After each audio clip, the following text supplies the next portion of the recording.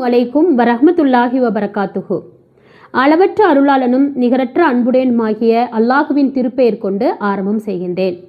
அல்லாஹுவின் சாந்தியும் சமாதானமும் முகமது நபி ஸல்லல்லாஹு அலைஹி வஸல்லம் அவர்களின் மீதும் அவர்களை பின்பற்றி வாழ்ந்த உத்தம சத்திய சஹாபாக்கள் மீதும் ஏனைய மூமின்கள் மீதும் நம் மீதும் நம் குடும்பத்தாரின் மீதும் என்றென்று நின்று நிலவட்டுமாக.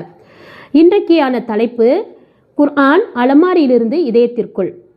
அன்பானவர்களே, இந்த தலைப்பில் இந்த மாதத்தில் பேசுகிறதுல ரொம்ப மகிழ்ச்சியாக இருக்குது. ஏன்னா குர்ஆன் இறக்கி அருளப்பட்ட மாதமாக இந்த மாதம் இருக்கிறது. அதனால்தான் இந்த மாதத்திற்கே அல்லாஹ் சிறப்பை கொடுத்துருக்கிறான்.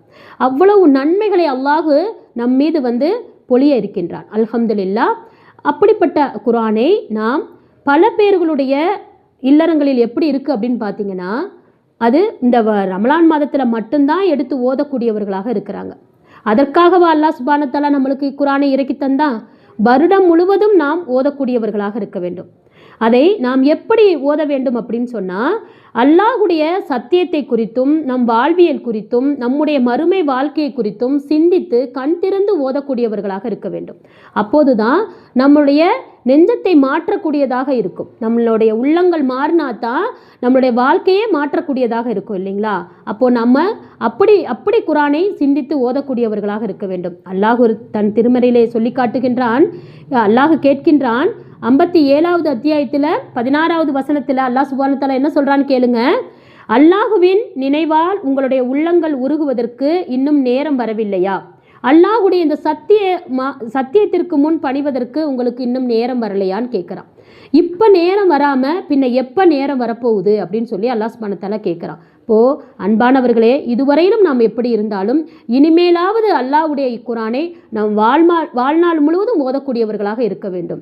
நம் ஓதி முடிக்க வேண்டும் என்பதற்காக ஓதக்கூடாது. ஒரு பக்கத்தை நாம் ஓதினாலும் கூட அதனுடைய அர்த்தத்தை அதனுடைய பொருளை அறிந்து சிந்தித்து ஓதக்கூடியவர்களாக நாம் இருக்க வேண்டும். அதாவது அல்லாஹ் இக்குர்ஆனை பற்றி சொல்லும் பொழுது அல்லாஹ் என்ன சொல்கிறான்? இது தன்னுடைய ரூஹ் என்று அல்லாஹ் குறிப்பிட்டு காட்டுகின்றான். அல்லாஹுடைய ரூஹ் இந்த குர்ஆன் அல்லாஹ் தன்னுடைய நபி மீது அல்லாஹ் இறக்கி வைத்தான். கண்ணியமிக்க ஒரு தூதருக்கு அல்லாஹ் கொடுத்திருக்கிறான். ஜிப்ரீல் அலைஹிஸ்ஸலாம் அவர்கள் மூலமாக அல்லாஹ் சுப்ஹானஹு வ தஆலா நம்மளுடைய கண்ணியமிக்க தூதராக இருந்த நபி ஸல்லல்லாஹு அலைஹி வஸல்லம் அவர்களுக்கு அல்லாஹ் இறக்கி வைத்தான்.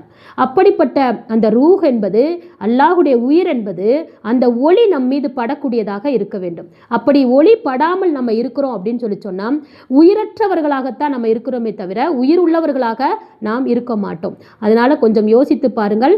அல்லாஹ்வின் ஒளி நம் மீது படவில்லை என்று சொன்னால் நாம் எப்படிப்பட்ட நிலையை அடைந்திருக்கிறோம் என்று நினைத்து நாம் குர்ஆனை அதிகமாக சிந்தித்து நம் தினந்தோறும்